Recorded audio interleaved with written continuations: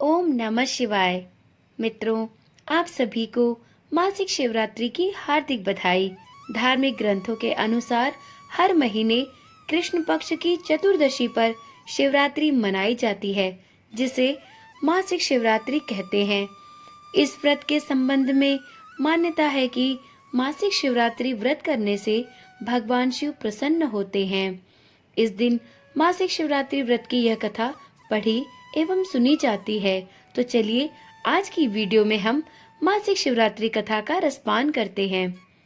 मासिक शिवरात्रि व्रत की पौराणिक कथा के अनुसार चित्रभानु नाम का एक शिकारी था। वह जानवरों की हत्या करके अपने परिवार का भरण पोषण करता था। वह एक साहूकार का कर्जदार था, लेकिन उसका ऋण समय पर न चुका सका। क्रोधित साहूकार ने शिकारी को शिव मठ में बंदी बना लिया। संयोग से उस दिन शिवरात्रि थी। शिकारी ध्यान मग्न होकर शिव संबंधी धार्मिक बातें सुनता रहा। चतुर्दशी को उसने शिवरात्रि व्रत की कथा भी सुनी। शाम होते ही साहूकार ने उसे अपने पास बुलाया और ऋण चुकाने के विषय में बात की। शिकारी अगले दिन सारा ऋण लौटा देने का वचन देकर बंधन से छूट गया। अपनी दिनचर्या की भांति वह जंगल में शिकार के लिए निकला, लेकिन दिन भर बंदी गृह में रहने के कारण भूख प्यास से व्याकुल था। शिकार खोजता हुआ वह बहुत दूर निकल आया।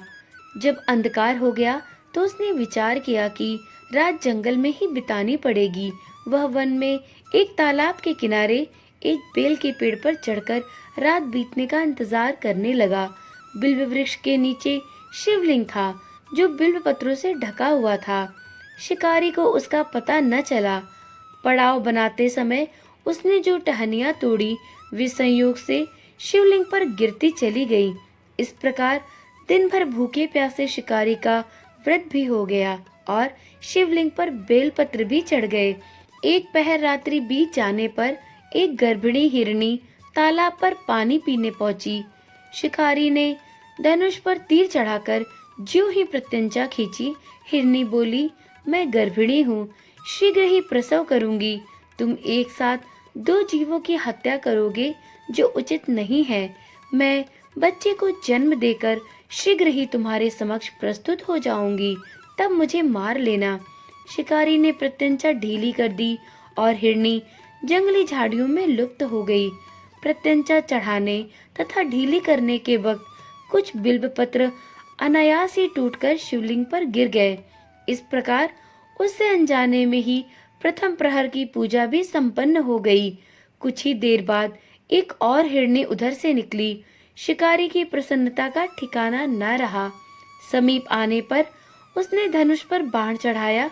तब उसे देख हिरनी ने विनम्रता पूर्वक निवेदन किया, हे शिकारी, मैं थोड़ी देर पहले ऋतु से निवृत्त हुई हूँ।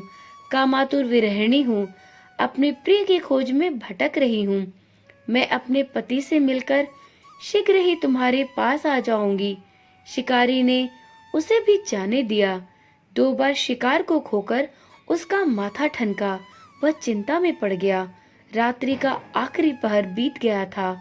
इस बार भी धनुष से लगकर कुछ बेलपत्र शिवलिंग पर जा गिरे तथा दूसरे प्रहर की पूजन भी संपन्न हुई। तभी एक अन्य हिरनी अपने बच्चों के साथ उधर से गुजर रही थी। शिकारी के लिए यह स्वर्णिम अवसर था।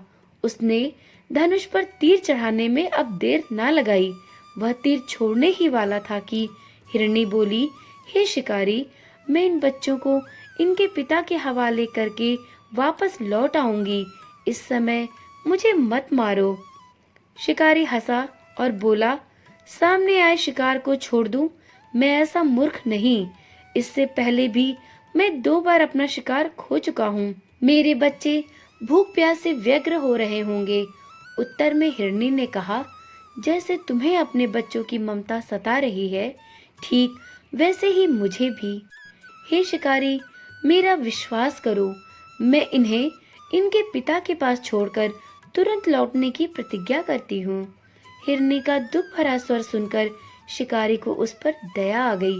उसने उस मृगी को भी जाने दिया। शिकार के अभाव में तथा भूख प्यास से व्याकुल शिकारी अनजाने में ही बेल वृक्ष पर बैठा बेलपत्र तोड़ तोड़कर नीचे फेंकता जा रहा था।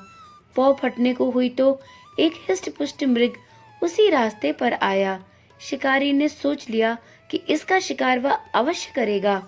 शिकारी की तनी प्रत्यंचा देखकर मृग विनीत स्वर में बोला, हे शिकारी, यदि तुमने मुझसे पूर्व आने वाली 3 मृगियों तथा छोटे छोटे बच्चों को मार डाला है तो मुझे भी मारने में विलंब न करो, ताकि मुझे उनके वियोग में एक क्षण भी दुख न सहना पड़े।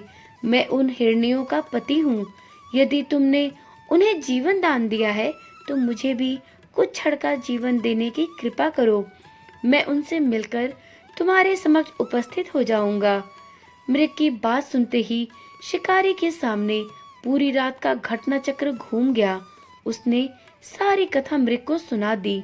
तब मृग ने कहा, मेरी तीनों पत्नियां जिस प्रकार प्रतिज्ञाबद्ध होकर गई हैं, मेरी मृत्यु से अपने धर्म का पालन नहीं कर पाएंगी। अतः जैसे तुमने उन्हें विश्वास पात्र मानकर छोड़ा है, वैसे ही मुझे भी जाने दो। मैं उन सबके साथ तुम्हारे सामने शीघ्र ही उपस्थित होता हूँ। शिकारी ने उसे भी जाने दिया। इस प्रकार प्रातः हो आई। उपवास, रात्रि जागरण तथा शिवलिंग पर बेलपत्र चढ़ने से अनजाने में ही पर शिवरात्रि की पूजा पूर्ण हो गई। पर अनजाने में की हुई पूजन का परिणाम उसे तत्काल मिला। शिकारी का हिंसक हृदय निर्मल हो गया। उसमें भगवत शक्ति का वास हो गया। थोड़ी ही देर बाद वह मृग सपरिवार शिकारी के समक्ष उपस्थित हो गया ताकि वह उनका शिकार कर सके। किंतु जंगली पशुओं की ऐसी सत्यता, सात्विकता एवं सामूहिक प्रेम भावना देखकर शिकारी को बड़ी ग्लानि हुई। उसने मृग परिवार को जीवन दान दे दिया। अनजाने में शिवरात्रि के व्रत का पालन करने पर शिकारी को मोक्ष और शिवलोक की प्राप्ति हुई। ऐसी महिमा है मासिक शिवरात्रि व्रत की।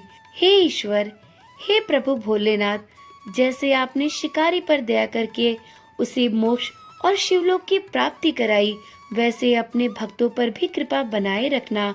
तो एक बार प्रेम से बोलिए, हर हर महादेव। उम्मीद करती हूँ वीडियो में सुनाई गई मासिक शिवरात्रि की यह व्रत कथा आप सभी को अवश्य ही पसंद आई होगी। यदि कथा पसंद आई हो तो वीडियो को एक लाइक करें और इसी प्रकार की कथाएं सुनने के लिए इस चैनल को भी सब्सक्राइब करें। तो चलिए फिर मिलते हैं अगली वीडियो में। तब तक के लिए ओम नमः शिवाय। जय श्री कृष्णा। राधे राधे।